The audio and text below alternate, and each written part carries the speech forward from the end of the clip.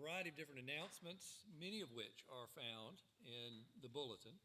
I would remind the youth that youth group meets tonight at the church. The bulletin says 5:30, though it has become customary to meet at 5 o'clock for games beforehand. If you come at 5:30, I'm sure they'll let you in as well. Also, be aware that the session meets this week on Thursday night, and please be in prayer for their deliberations. One other thing for your special attention is the outreach event that is scheduled for May 6th, and there are preliminary things as well in late April. The announcement is on the right-hand side there.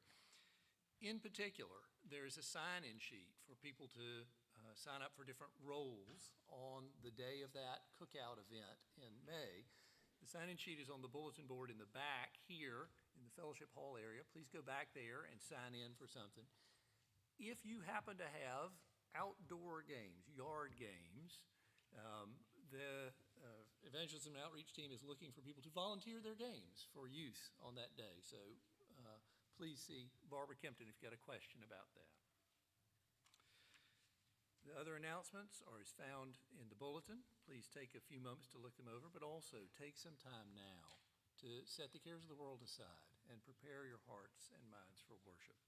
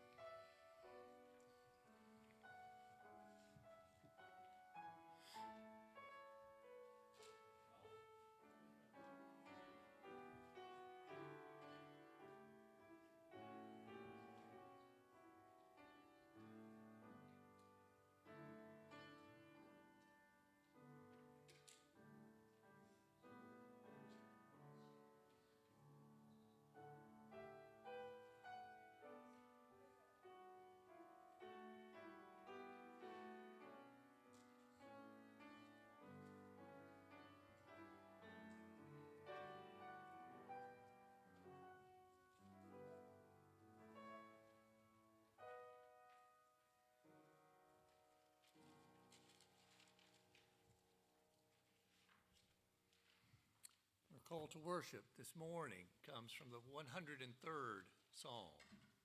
Hear the words of David, the sweet psalmist of Israel. Bless the Lord, O my soul, and all that is within me, bless his holy name.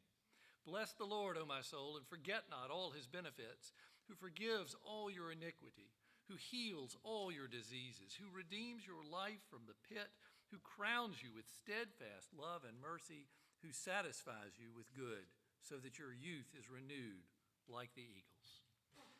Let's stand together now. Let our souls bless the Lord who has saved us.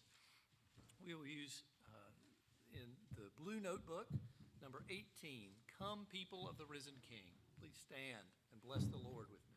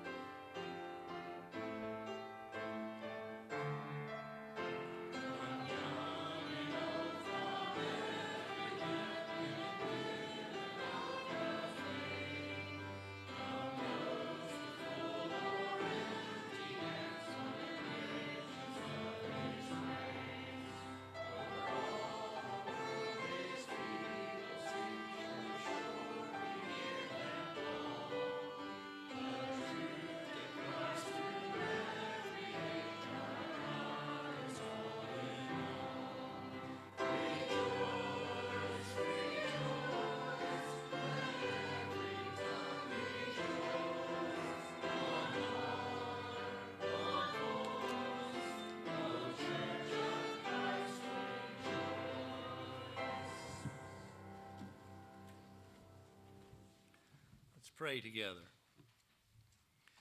Mighty God, Heavenly Father, we come before you with awe and delight to be part of your great family, the church. In all places and through all times, Lord, you have called your people to yourself, redeemed us through the blood of your Son, inspired us with the power of your Holy Spirit. Lord, we pray your blessing now on this time of worship, that we would glorify you and enjoy your goodness to us. Help us to rejoice in your calling and strengthen us to serve you rightly, not only in this hour, but all the days of our lives. Lord, we pray together now the prayer that Jesus taught his disciples, saying, Our Father, who art in heaven, hallowed be thy name. Thy kingdom come, thy will be done, on earth as it is in heaven. Give us this day our daily bread, and forgive us our debts, as we forgive our debtors.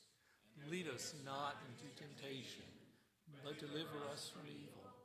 For thine is the kingdom, and the power, and the glory forever. Amen. You may be seated.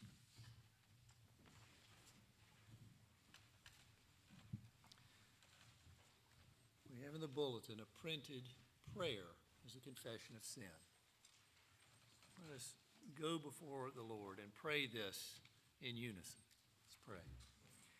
Eternal God, in whom we live and move and have our being, whose face is hidden from us by our sins, and whose mercy we forget in the blindness of our hearts, cleanse us from all our offenses, and deliver us from proud thoughts and vain desires, that with reverent and humble hearts we may draw near to you, confessing our faults, confiding in your grace, and finding in you our refuge and strength. Through Jesus Christ, your Son. Amen.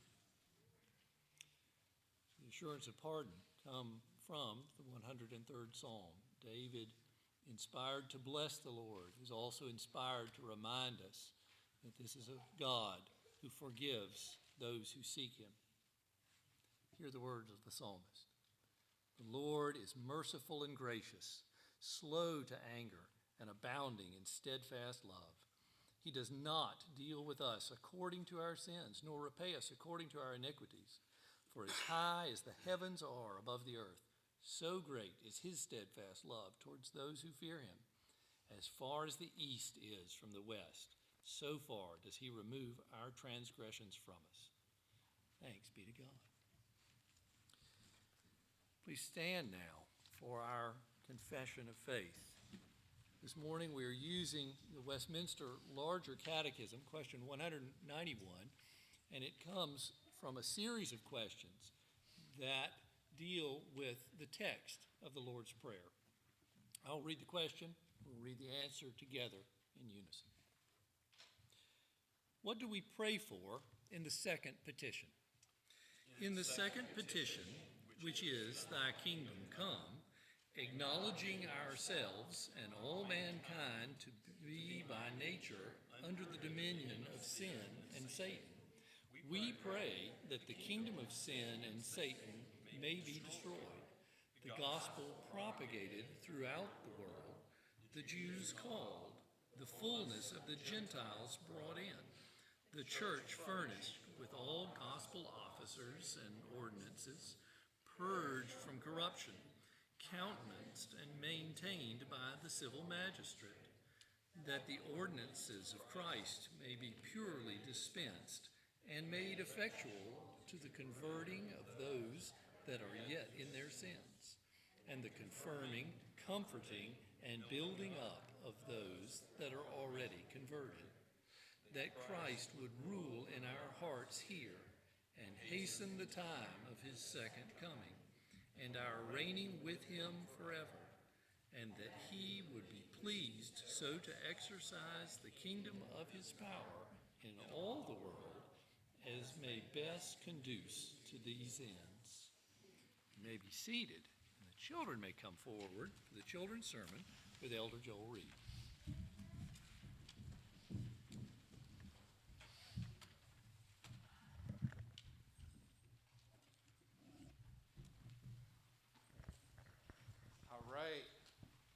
So we talked about Noah last week, right?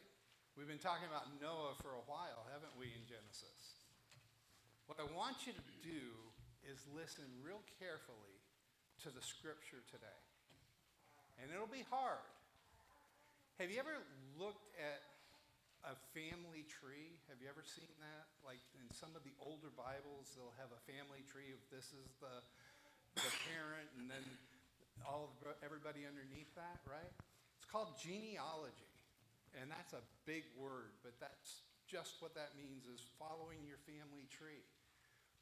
Well, it's hard because we read all of these names and some of them we don't remember or don't know. So it's like, oh my gosh, what's going on with all these names? But think about it. When Noah and his family came out of the ark, were there any other people on the earth? There weren't, were there? So all the people of the earth came out of the Shem, Japheth, and Ham, right? Because of the way God did that, everybody came out of there. Now, do you know what else is interesting? As they moved to different places, they spoke different languages. Do you know how many languages there are in the world right now? 7,000. About 7,000, right? And when they came off of the ark, they were speaking one language, right? So that was the way the Lord worked. Remember back with the Tower of Babel, where people get all of these languages confused. We're going to get to that later on, as far as where we get the languages from. But it's because God wanted people to rely on him and not themselves. But everybody in the world came from Noah's clan. Pretty cool, isn't it? Let's pray. Dear Heavenly Father, we thank you that you used Noah to repopulate the world, that everyone in this world came about as a result of your grace to Noah and his family.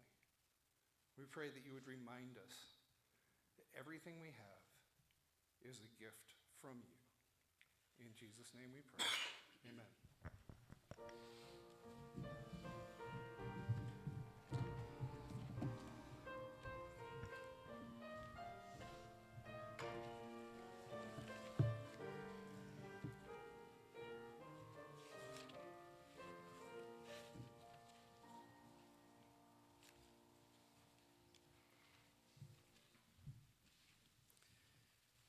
New Testament reading this morning comes from the book of Acts, chapter 17. We'll start at verse 16 and read to the end of the chapter. In the middle of Paul's second missionary journey, he has been traveling first in Asia Minor, then is called in a dream to Macedonia. And from Macedonia, travels into northern Greece. And from northern Greece, he finds himself in the city of Athens. Athens, in the first century AD, was not a very big place, maybe a mile square in area. It had a comparatively small population, even if you compare it to a city like Somerville. But Athens, for 5 centuries, had been the center of learning in the ancient world. Roman families far away in Italy would send their sons to Athens, where the first two universities were founded to study, Plato's Academy or Aristotle's Lyceum. People came from all over the ancient Mediterranean to the city of Athens to learn and to grow, and it is there that the Apostle Paul finds himself. It is a city of philosophers, of scholars, of poets, of playwrighs, and a city where an extremely well-trained Christian missionary arrives. Hear what happens to Paul in Athens. This is Acts 17, starting at verse 16. Now, while Paul was waiting for them at Athens, his spirit was provoked within him as he saw that the city was full of idols. So he reasoned in the synagogue with the Jews and devout persons, and in the marketplace every day with those who happened to be there. Some of the Epicurean and Stoic philosophers also conversed with him, and some said, "What does this babbler wish to say?" And others said, "He seems to be a preacher of foreign divinities," because he was preaching Jesus and the resurrection.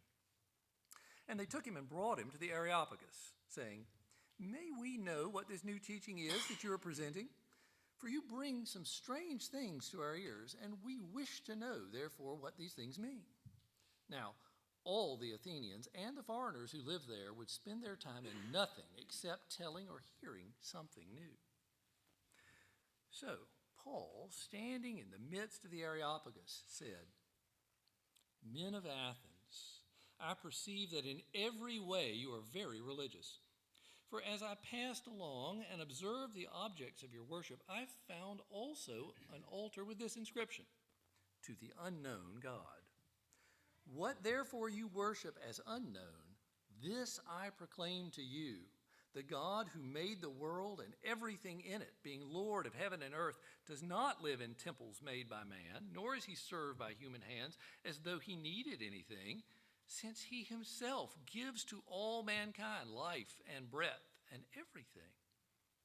And he made from one man every nation of mankind to live on all the face of the earth, having determined allotted periods and the boundaries of their dwelling places, that they should seek God and perhaps feel their way toward him and find him.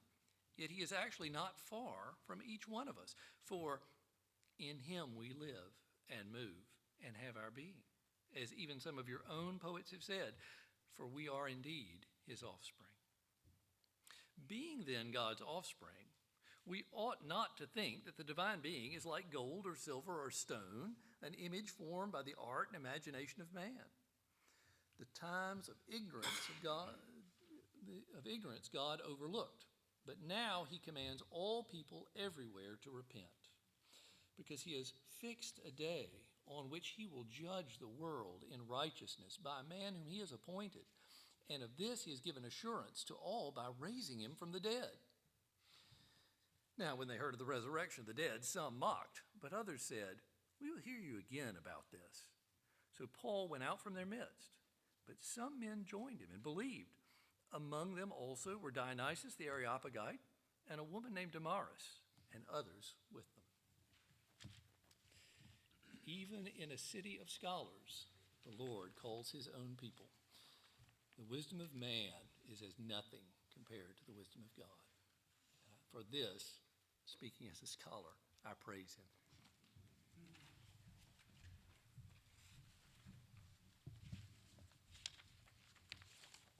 Let us go before the Lord. O Father, Son, and Holy Spirit, not unto us, but to your name be glory, as you call all those who are your sheep. Lord, may your Holy Spirit be at work here in this place and around the world with every nation, tongue, and tribe, as you work to convert, to give faith and repentance, to sanctify your people in the truth, and to lead us toward glory. Father, give us a assurance of your love and your pardon, that you will never leave us or forsake us. Let us know of your love in a new way as you open your word to us today. May your Spirit use it, sharper than a two-edged sword, able to know us better than we know ourselves, to bring about more conformity to the image of Christ. Lord, let us be killing sin, lest sin be killing us. Help us as we seek to reach the lost. Give us preparation to answer those who would ask the reason for the hope within us. Let us be ready to be able to speak to our neighbors. Give us opportunities for hospitality, opportunities at work, opportunities at play where we live. Lord, as we look to go out into our community and the community cookout, let that be something where you would stir the hearts of our neighbors and bring them, and so they would come to Vacation Bible School, perhaps to worship, that your name would be glorified in reaching the city of Somerville. Lord, we pray for our brothers and sisters at Shem Creek, for Reverend Ben Carver and the elders there. We pray that you would continue to extend your kingdom in the Low Country through churches of many different denominations. Father, we thank you that your kingdom is much greater than any denomination, and we praise you for all the places where Christ is preached. We do pray for our own session as we meet this week, that you would give us wisdom and direction, that all of our decisions would be faithful and show an adherence to your word and a regard for your people with impartiality. We pray, Father, that you would bless us as we seek to serve as a congregation, your glory in one another. Aid us to love one another, to put the interests of one another first, and to forgive when there is a need for forgiveness, for our love to be so evident to the lost that they would come to know the love of Christ also. Father, we thank you for those who show the love of Christ in foreign lands. We thank you for the Whitties in Spain and their ministry in Toledo. We pray for Mark and Natalie and their children. We ask, Lord, that you would bless their ministry to refugees. We pray also for the Allers as they minister in Germany, as you have called them to a new work with Bridge Europe. We thank you, Father, that you've led the Meebergs to be a liaison to those in Turkey. We think of the ministry of Andrew Brunson and what you have done in Turkey. Lord, build up the missionary presence in Turkey once again, and use the Meebergs to minister to those who are there now and will be there in the future. We pray, Lord, for the Robelos and their ministry here stateside, and for the Andes as well at RUF International in Colombia. We ask that you would bless the ministry of Sahiwal Pakistan's hospital, both in material ways to those, many of whom are Muslim, that come seeking medical care, and also with the gospel as nurses and doctors administer care and are able to speak the truth, Lord. Your word is truth. It is the hope of the gospel that is in it, that is able to save by your Spirit. We pray for the Ackermans and their leadership at the hospital there. Lord, we pray for our youth group and the opportunity to go on a short-term mission trip, even if it be your will this summer. Prepare them for that work, and prepare those who would advise and go with them, and the other churches that would meet together in the Appalachia region to put on vacation Bible schools there. We ask that you would call, if it would be your will, some to medium or long-term missions out of this congregation to preach the word and to know with confidence that you will use it to build your church. Lord, this is not a human institution, but it is given by you for the building up of your kingdom, and we thank you for that. We thank you that we do not have to go through the Christian life alone. Father, we praise you that you've brought us together with other brothers and sisters, mothers and fathers in the faith, and we ask for your blessing as we seek to worship you together now. Lord, be with us, guide us and direct us, for you are Lord of lords and King of kings, and you will always be with your church. For we pray this in Jesus' holy name. Amen. And let us stand and sing now, hymn number 441, Jesus Shall Reign.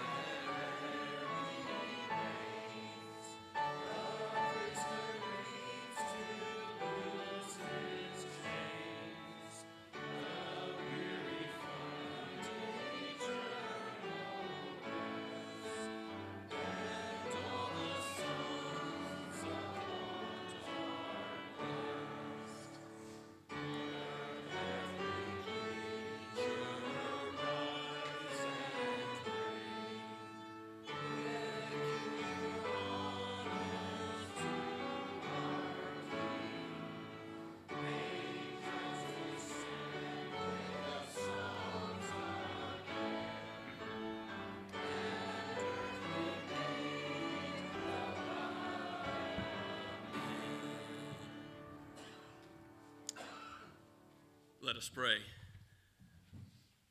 O Lord, we look forward to that day when the knowledge of you shall cover the earth as the waters cover the seas. Until then, we ask you to aid us by your Spirit as we preach, as we live the Christian life, as we respond to your word in faith and seek to love our neighbor.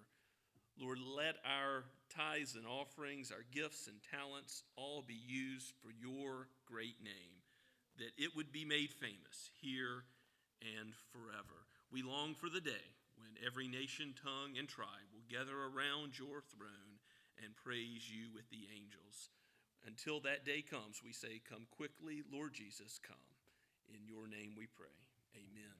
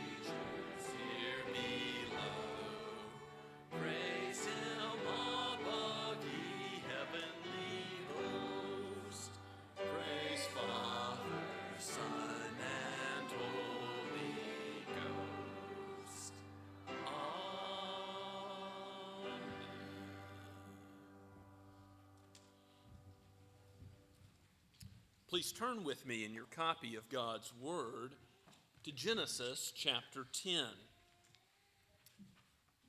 We've just completed the account of Noah, and the last words of Genesis 9 are that Noah lived 950 years, and then he, like all of mankind, died.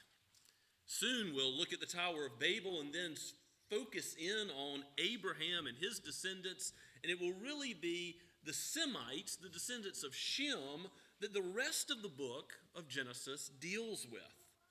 But here in chapter 10, we have something unique.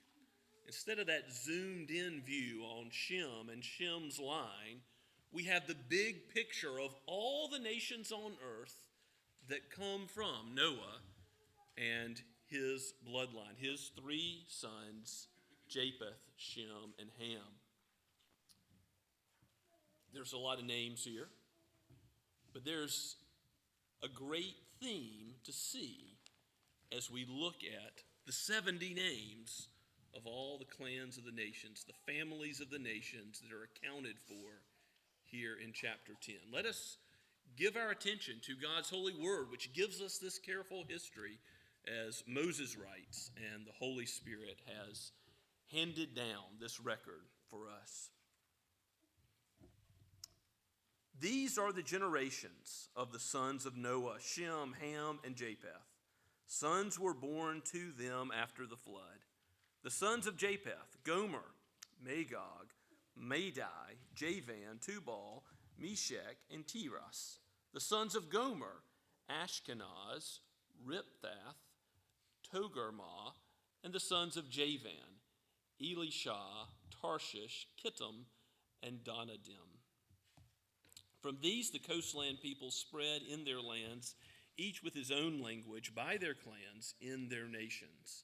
The sons of Ham, Cush, Egypt, Put, and Canaan. The sons of Cush, Seba, Havilah, Sabta, Ramah, and Sabtika. The sons of Ramah, Sheba and Dedan. Cush fathered Nimrod. He was the first on earth to be a mighty man.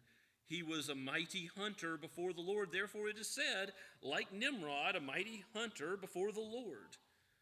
The beginning of his kingdom was Babel, Erech, Akkad, and Kelna in the land of Shinar.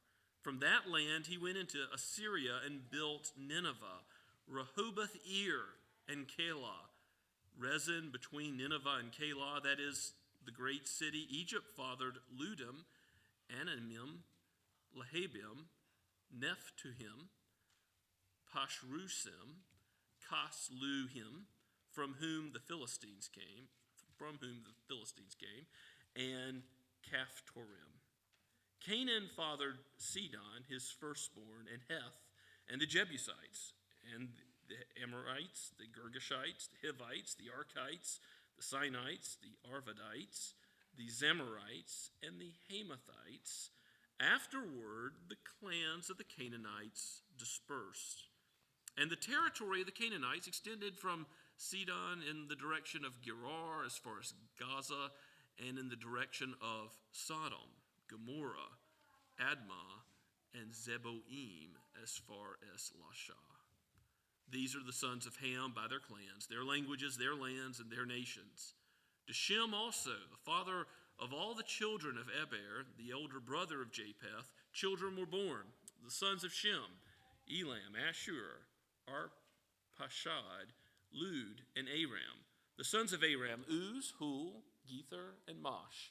Arpachshad fathered Shelah, and Shelah fathered Eber.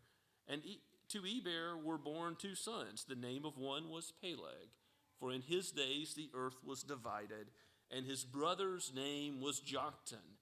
Joktan fathered Almodad, Shepelaph, Hazar-Maveth, Jerah, Hadaram, Uzal, Diklah, Obel, Abimael, Sheba, Ophir, Havilah, and Jobab.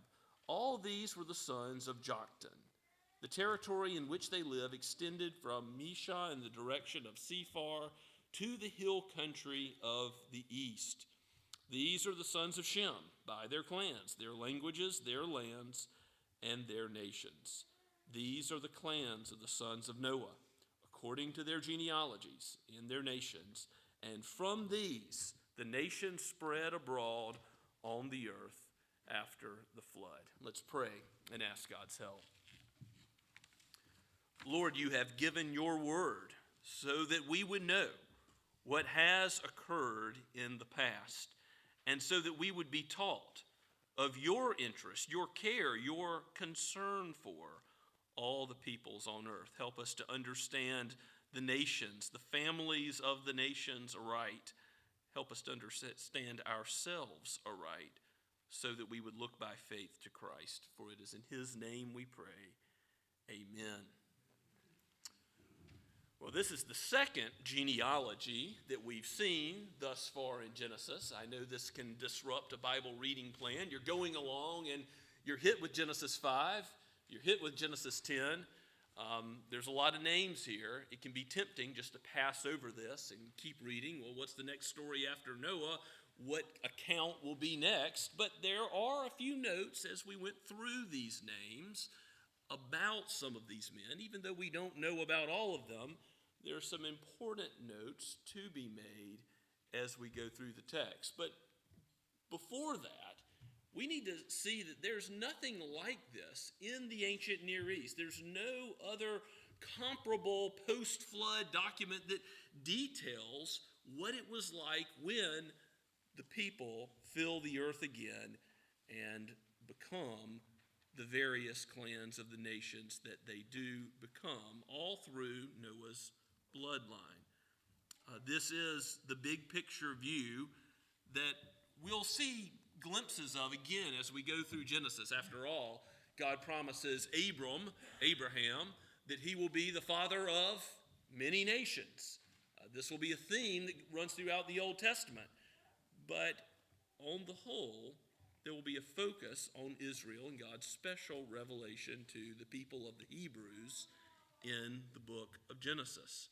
So in this big picture, we do see First of all, what's said at the very beginning and the very end, verse 1 and verse 32, that from these spread abroad on the earth every nation that exists from the sons of Noah. And because of that, we are all from one bloodline. We are all from Adam's race, and we are all of Noah's race. The Darwinian assumption that various races and people groups on the earth had different ancestry of non-humans is completely foreign to Scripture. The Scripture plainly teaches that all human beings share the same race. And that has huge implications. I mean, think of all the horrors of the 20th centuries and one group of people saying we're a master race, we're supreme over another. All the evils of chattel slavery in America that had assumptions of racial superiority. These things are completely foreign to the Scriptures, for we are all human beings made in the image of God. And the question of, well, what about interracial marriage? Well, that's actually a question with a wrong assumption, isn't it? If it's two human beings getting married, there is nothing interracial about it. They're human beings. Differences in eyes or hair color or skin color, these are superficial differences. Differences in height, and yes, there's ethnic realities we can appreciate. But these things are not any difference to our humanity. Same for interracial adoption. Can you adopt someone who has different physical features than yourself? Of course you can, and to God's glory, many Christians have and do. And the same about interracial worship. People ask, is there a desire to worship among different ethnicities? We can appreciate, like the Apostle Paul did, that there's Jews and Gentiles, Scythians, barbarians. There's different people groups, but it doesn't mean, does it, that we are coming together with different races of people. No, we're all human beings. And whatever our physical features, we strive to love everyone impartially, treat one another regardless of ethnic or socioeconomic background, the same as human beings. Physical features really ought not to influence that at all. So in the big picture, we're all from Noah's bloodline. That's really important. And we see in this threefold treatment of Noah's sons, the shortest treatment given to Japheth's sons. And in the Hebrew, this sort of reverses the order that they're given in verse 1. These are the generations of the sons of Noah, Shem, Ham, and Japheth. Well, then it starts with Japheth. And Japheth goes furthest away from Israel, and perhaps is the least known to Israel, commentators suppose. And to the west, you find these various people groups. And it says these are sons, but these are group names. When they end with an I-M, like Kittim, that's a Hebrew plural name of a people. So it's sons in a non-literal sense, but families, clans, peoples that are being listed. And that's true in other places in this list as well, which, by the way, you have 70 total. Do you think that's an accident that God gives you 70 people groups filling the earth? No, he created in 6 days, and on the seventh, he rested. Perfection, 70 being he's filling the earth again, and there's a perfection in that multiplication that goes on, that's under his providence. And all of these peoples are under the sight of God. He does have care and concern for them. Now we're going to see that also has to do with judgment as well as salvation.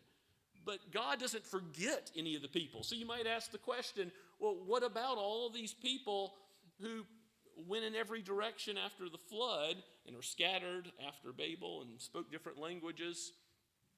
What about them as we focus in on Shem and Shem's line? God doesn't forget any people groups, even those that are most remote from Israel, those who are furthest away, that Israel may not know about. No, God remembers them all. So Japheth's descendants are from verse 2 to 5, the shortest of the three sons of Noah. Now, Ham's descendants remember there was a curse on Canaan, and it's not to be seen as something that, a lot of these descendants go into Africa. You've got Ethiopia, Egypt, Libya, places like that listed amongst these. The servanthood of Canaan is not something that's rightly applied to later in American history in the slave trade. That's going way beyond Scripture. And some people have used Genesis 9 and 10 very shamefully to promote the idea that there is some way God has cursed someone with physical characteristics of one way or another, those who were from African descent. And that is clearly not what the Scripture is saying. But Ham's descendants do go into Africa, and Canaan was cursed by God, and he will serve his brothers and their descendants. And in that cursing, you have, several folks who later show up in a negative light in Scripture. Cush fathered Nimrod, we're told, and the sons Ramah, Sheba, Dedan, those come up in Ezekiel. They're not in a positive light either. Isaiah. But Cush fathered Nimrod in verse 8, we're told, and he gets some special treatment. And you might say this is positive treatment. It looks on the surface to be positive. It says he was a mighty hunter before the Lord. Well, was he such a good hunter that he gets a positive review by God? Well, not so fast, because there's even a saying about him, apparently. Maybe your version has it in quotes. Therefore it said, like Nimrod, a mighty hunter before the Lord. But was Nimrod making God's glory the aim and focus of his life? It looks like he was making his own glory the aim and focus of his life, because verse 10 tells us, in a way that foreshadows chapter 11, the beginning of his kingdom was Babel. And we're going to find out what happens at Babel. Nimrod's great attempt to reach the heavens is not good. God says, my glory I will not share with another. God is jealous for his glory. All of creation ought to be focused on the glory of God. He has a right to be jealous for his glory, but Nimrod doesn't have a right to be jealous for his glory, because he was designed and created to worship God, not to worship himself or any other aspect of creation. God is the only rightful recipient of glory. And whenever human beings try to put the focus on themselves, they ultimately only show their shame as they infamously, in this case, worship the creature rather than the creator, which Paul spells out in Romans 1, is that the root of all pride, all sin really goes back to creature worship instead of worship as is proper, as he's due the creator. Nimrod goes down in history with this great black mark that he was mighty, supposedly, instead of God being mighty and God being magnified through his name. We should remember what the psalmist says every day of our lives, Psalm 115, not unto us, O Lord, not unto us, but to thy name be glory. Let it be the theme of our lives that we seek to bring the attention to God and his glory, not to we ourselves and what we do. As we seek to reach the nations for Christ, as we seek to think about preaching the gospel in foreign lands, reaching our neighbors here in Somerville, we don't save anyone. We do what God calls us to do, to be the mere secondary means, to show hospitality and love to someone and to tell them about Christ.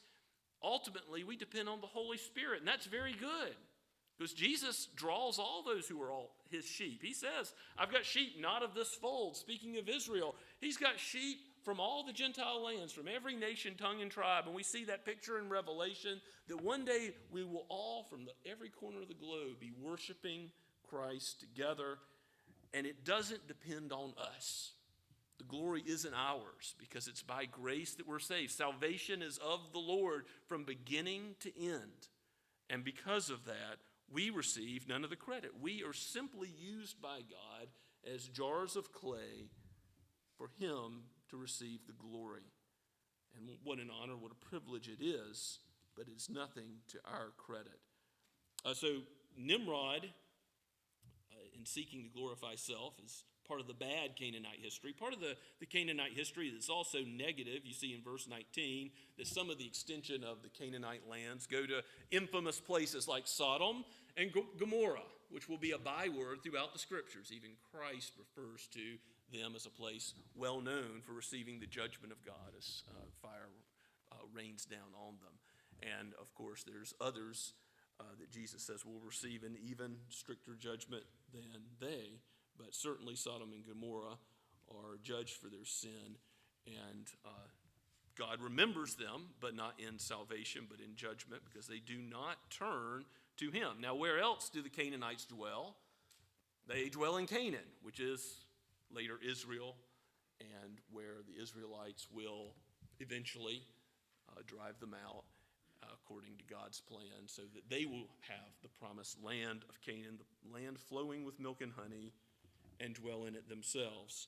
So Canaan will be cursed in that way as well, and the offspring of Canaan. Even so, God remembers all these names all the way down to verse 20 in the sons of Ham, in every nation, tongue, and tribe. And do you think that God called out some of these to be his elect, to be his chosen? I mean, absolutely, it's the case. When we see Nineveh, for example, and Jonah going there later, remember how Jonah ends in Jonah chapter 4. Jonah's all concerned about the plant which sprung up and then died.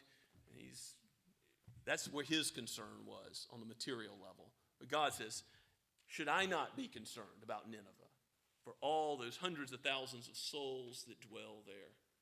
And of course, the king repented. Many in Nineveh repented when Jonah came a second time with the word. God saved those out of the families of the nations, the Gentiles, even in the Old Covenant. Even though in the Old Covenant, primarily, Israel was to be a light to the Gentiles, and then the Gentiles were to do what? Come to Israel, become part of Israel, to worship the God of Israel. But in the New Covenant, we see that the gospel goes out, and the light of Christ goes out to the world, first to the Jews, then the Gentiles. And throughout the book of Acts, we see the gospel explode into all the known world. This is the fulfillment of that promise made in Genesis to Abraham, that he would be the father of many nations, and many other promises in the Old Covenant. Ultimately, it's the fulfillment of the promise we've seen of the gospel in Genesis 3:15, that the seed of the woman should crush the seed of the serpent, that first promise of the gospel made to Adam. The Gentiles are included in that. God has a heart for the redemption of all people groups. Even Ham and Canaan and their offspring are not given a total relegation away from the mercy of God. He delights to save. He delights to forgive any who will come by faith, whosoever believe in the Messiah and trust in him. Ultimately, the climax of this passage is found in Shem's line. So Shem, in verses 21 to the end, verse 31, is going to be the focus of Genesis going forward. And you might think, well, maybe this is going to end with Abraham. And in chapter 11, we've got a little more genealogy at the end of chapter 11 that is going to get us to Abraham. But that's not ultimately where Shem's line ends. If you look at Luke chapter 3 and how Luke the historian does his genealogy, the end of chapter 3, he puts Christ in the line of Shem, son of Adam, son of God. The ultimate climax of Shem's line is in the Messiah himself. We're not to miss that, as later revelation will point us to the true fulfillment of Genesis 3:15 as well, that Christ comes from the seed of woman, truly man, truly God, to redeem all of Adam's race.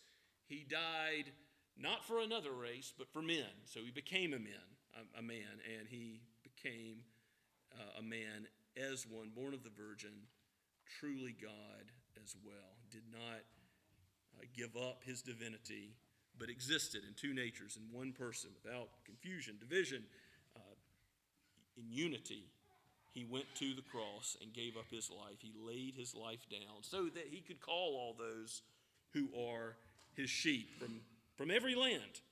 And Shem, of course, Semites receive special blessing by God, do they not? Israelites receive God revealing himself in a special way to them throughout the Old Covenant. So it's nothing to sneeze at. But God does have a redemptive plan that includes all people. And there's a whole bunch of places we can go in the Old Testament to prove this, but why don't we go to Psalm 22, which we looked at this morning in Sunday school in God's providence.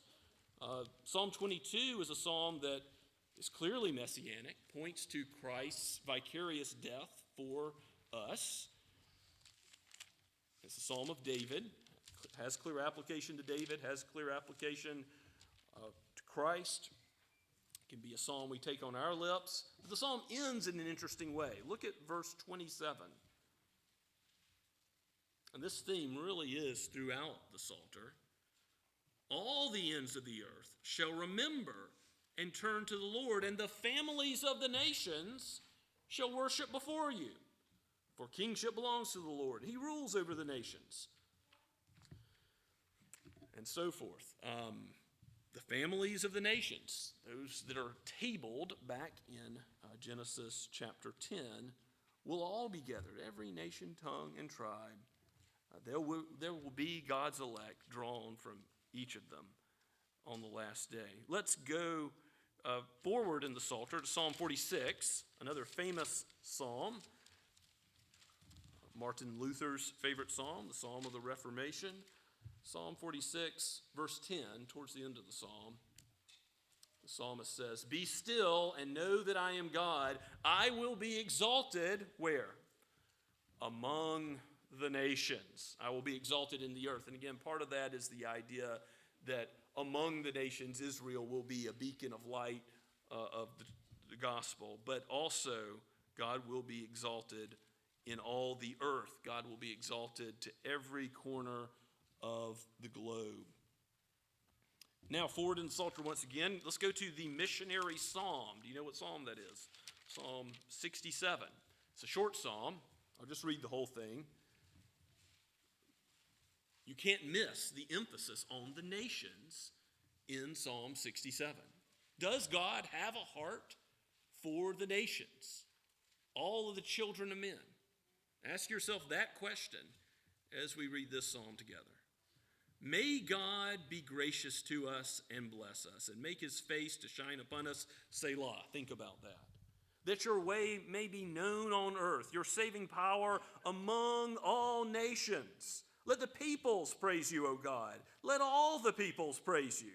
Let the nations be glad and sing for joy, for you judge the peoples with equity and guide the nations upon the earth. Selah. Let the peoples praise you, O God. Let all the peoples praise you. The earth has yielded its increase. God, our God, shall bless us. God shall bless us. Let all the ends of the earth fear him. And as Isaiah says, one day the knowledge of God will cover the earth as the waters cover the seas. That's where we're going, that the gospel goes out to the ends of the earth, and God brings in everyone of his elect from every nation, tongue, and tribe. That's where God's heart is. Now, the question we have to ask ourselves, is our heart in the same place? To reach our neighbors, whatever their background, whatever language they speak, whatever their customs, to reach our neighbors right here in Somerville and through the missionary activity of the church as a whole around the world.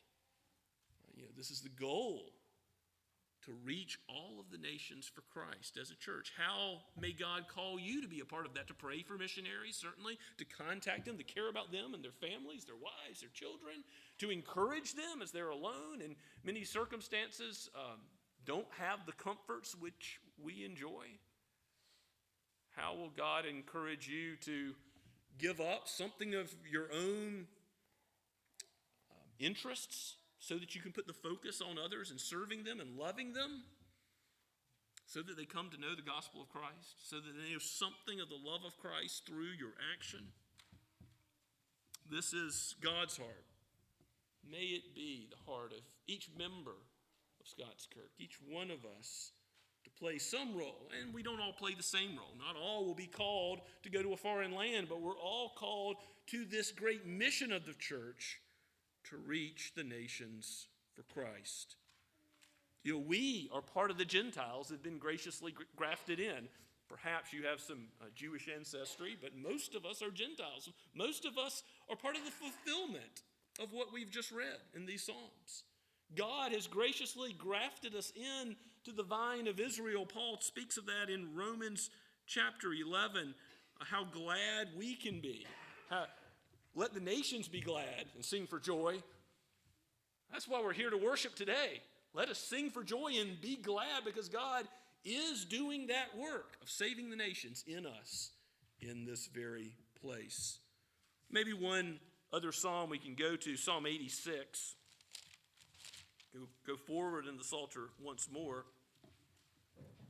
Psalm 86 verse 9 says, "All the nations you have made shall come and worship before you, O Lord, and shall glorify your name." That's our purpose in being saved. Not simply that we can enjoy God forever. That's part of why he has granted such a gracious salvation. But it's so we can glorify his name. That's the highest purpose for which we are delivered and redeemed, to give praise to God. May the Lord graciously work in us so that we bring his gospel, and he graciously works in others to call them to himself here and around the world. Let's pray together. Father, we give you praise for your word and how you do make it effective to salvation, how your Holy Spirit has worked in our own hearts. We know that you who have begun a good work in us will bring it to completion on the day of Christ Jesus. And you will not forget any of your sheep. You will call each one. For the shepherd, your voice will be known and heard.